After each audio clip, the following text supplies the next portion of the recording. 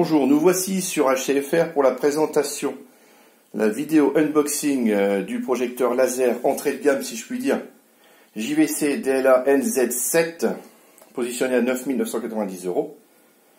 Ici présenté dans un flight case, puisque c'est l'exemplaire presse qui nous a été aimablement prêté par JVC France. Ça a été un petit peu tortueux, mais on y est arrivé. Donc on va découvrir un peu ce que dévoile cette boîte. Je l'ai juste déplombée et déverrouillée. On va la découvrir ensemble. Enfin, son contenu. Donc on a une caisse bien renforcée. Donc le projecteur est dévoilé dans sa face avant. On est sur un gabarit très similaire, un petit peu plus imposant que l'ancienne gamme, avec une optique classique 65. Par contre, on voit que c'est l'exemplaire presse puisqu'on a quelques traces d'usure et il manque le cache objectif, normalement, qui doit être fourni avec le projecteur. On va tourner. Voilà, on va dévoiler maintenant la face arrière, qui est un petit peu différente de l'ancienne gamme. Ici, on va regarder, on tombe sur un exemplaire de juillet 2021, donc il est fort à parier que ce soit un exemplaire de pré-prod. Donc on verra si au niveau des résultats ce que ça donne. On va regarder, on va l'enlever maintenant pour voir ce qui se cache en dessous. Donc le projecteur d'une vingtaine de kilos. Télécommande. La télécommande. La classique télécommande qui aurait gagné à être un petit peu plus qualitative avec un clic plus qualitatif et au moins un repère au niveau du milieu là pour qu'on puisse s'y retrouver plus facilement dans le noir, même si elle a une touche de rétroéclairage. Le cordon d'alimentation on n'utilisera pas et les plombs pour le retour de l'appareil.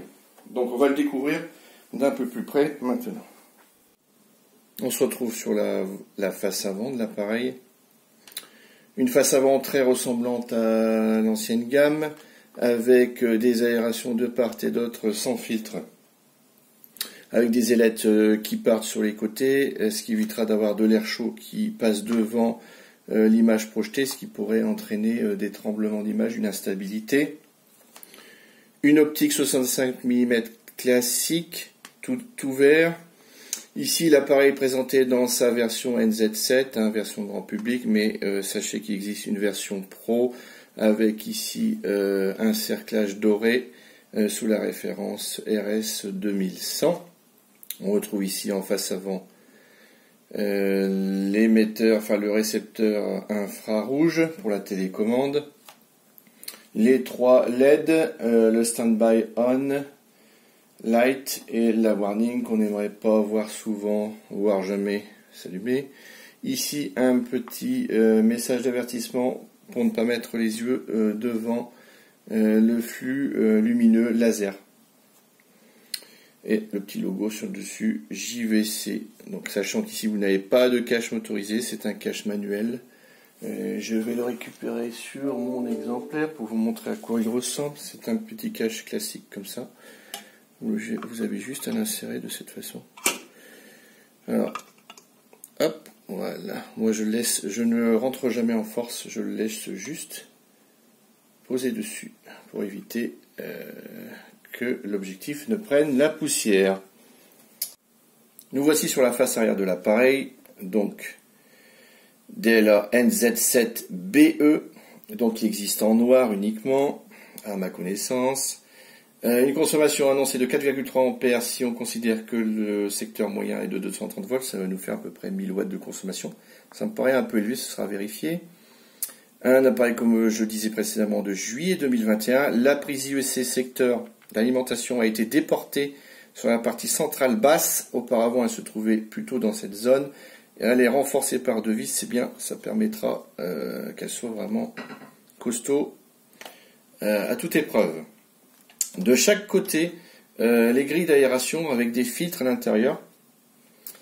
D'ailleurs, on voit que sur ces parties-là, les filtres nécessiteraient un nettoyage. Donc ce ne sont pas des filtres qui seront démontables assez facilement, puisqu'on a 4 vis de chaque côté. Ceci dit, un coup d'aspirateur à l'extérieur devrait largement suffire à nettoyer les filtres, sans démontage. Donc sur la partie haute, on a l'émetteur 3D, enfin l'emplacement pour l'émetteur 3D qui n'est pas fourni. Donc cet émetteur coûte une centaine d'euros, il porte la référence PKEM2. C'est un émetteur de synchronisation 3D RF, radiofréquence. Donc il se connecte de cette façon.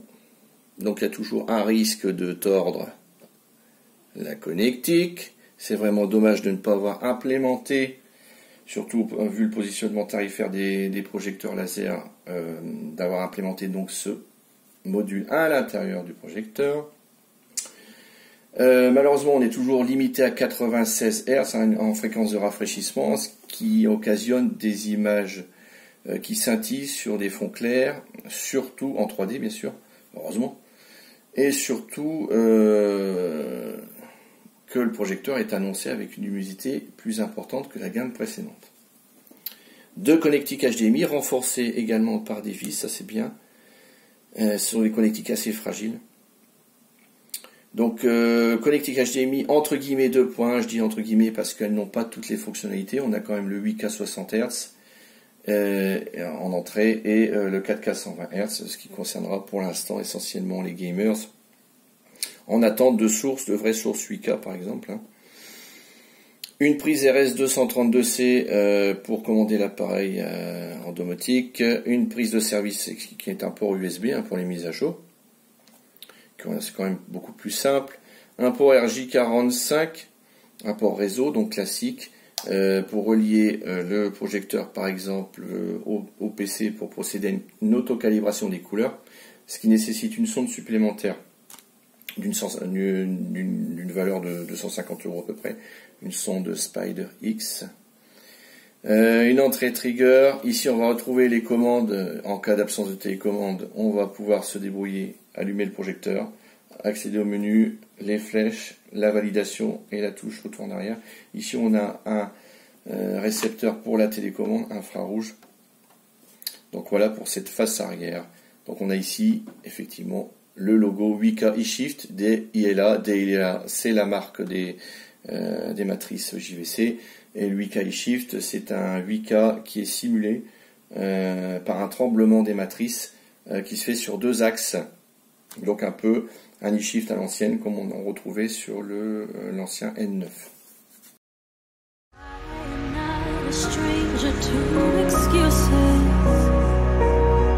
Burned me once